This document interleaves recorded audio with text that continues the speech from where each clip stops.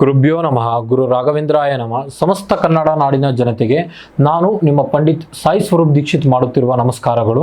2026ರ ಕರ್ಕಾಟಕ ರಾಶಿಯವರ ವರ್ಷ ಭವಿಷ್ಯ ಹೇಗಿದೆ ಅಂತ ನೋಡೋಣ.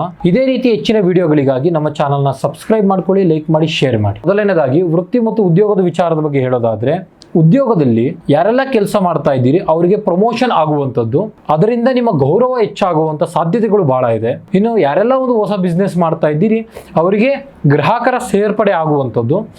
ಆದಷ್ಟು ಯಾವುದೇ ಕೆಲಸ, ಯಾವುದೇ ನಿರ್ಧಾರ ತೆಗೆದುಕೊಂಡರೂ ನಿಮ್ಮ ತಾಳ್ಮೆಯಿಂದ ತೆಗೆದುಕೊಳ್ಳಿ. ಆರ್ಥಿಕ ವಿಚಾರದ ಬಗ್ಗೆ ನೋಡೋದಾದ್ರೆ, ನಿಮ್ಮ ಕುಟುಂಬದಲ್ಲಿ ಯಾವುದಾದರೂ ಒಂದು ಹೊಸ ವಾಹನ ಅಥವಾ ಆಸ್ತಿ ಖರೀದಿ ಮಾಡುವಂಥ ಲಕ್ಷಣಗಳು ಬಹಳ ಇದೆ.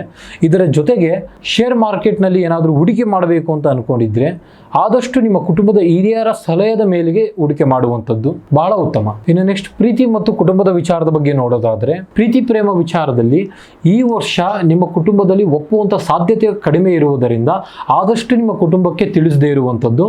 ನೆಕ್ಸ್ಟ್ ಮದುವೆ ಆಗುವಂಥ ಯಾವುದೇ ಒಂದು ವ್ಯಕ್ತಿಗಳಾದರೂ ಸಹ ಈ ವರ್ಷ ನಿಮ್ಮ ಕುಟುಂಬದಲ್ಲಿ ಒಂದು ಉತ್ತಮವಾಗಿ ಕಂಕಣ ಭಾಗ್ಯ ಕೂಡಿ ಬರುವಂಥ ಸಾಧ್ಯತೆಗಳು ಬಹಳ ಇದೆ. ಇನ್ನು ನೆಕ್ಸ್ಟ್ ಶಿಕ್ಷಣದ ಬಗ್ಗೆ ನೋಡೋದಾದರೆ, ಈ ವರ್ಷ ಶಿಕ್ಷಣ ಮಾಡುವಂಥ ಎಲ್ಲ ವಿದ್ಯಾರ್ಥಿಗಳಿಗೂ ಬಹಳನೇ ಒಂದು ಉತ್ತಮಕರವಾಗಿದೆ ಈ ಒಂದು 2026ರ ವರ್ಷ ಫಲ. ಆದಷ್ಟು ನಿಮ್ಮ ಶಿಕ್ಷಣದ ಬಗ್ಗೆ ಗಮನಿಸಿ ಏಕಾಗ್ರತೆಯಿಂದ ಒಂದು ಮುಂದುವರಿಸಿಕೊಂಡು ಹೋಗಿ. ಇನ್ನು ಆರೋಗ್ಯದ ವಿಚಾರದಲ್ಲಿ ಹೇಳೋದಾದರೆ, ಈ ವರ್ಷ ಆರೋಗ್ಯಕ್ಕೆ ಸಂಬಂಧಪಟ್ಟಂಥ ಯಾವುದೇ ರೀತಿಯಾದ ಸಮಸ್ಯೆ ಬರುವಂಥ ಸಾಧ್ಯತೆ ಇಲ್ಲ. ಆದರೂ ನಿಮ್ಮ ಒಂದು ವೈಯಕ್ತಿಕ ಜವಾಬ್ದಾರಿಯಿಂದ ಆರೋಗ್ಯದ ಮೇಲೆ ಕಾಳಜಿ ತೋರಿಸಿ ಯೋಗ ವ್ಯಾಯಾಮದಿಂದ ನಿಮ್ಮೊಂದು ಆರೋಗ್ಯವನ್ನು ಸುರಕ್ಷಿತವಾಗಿ ಇಟ್ಟುಕೊಳ್ಳಿ.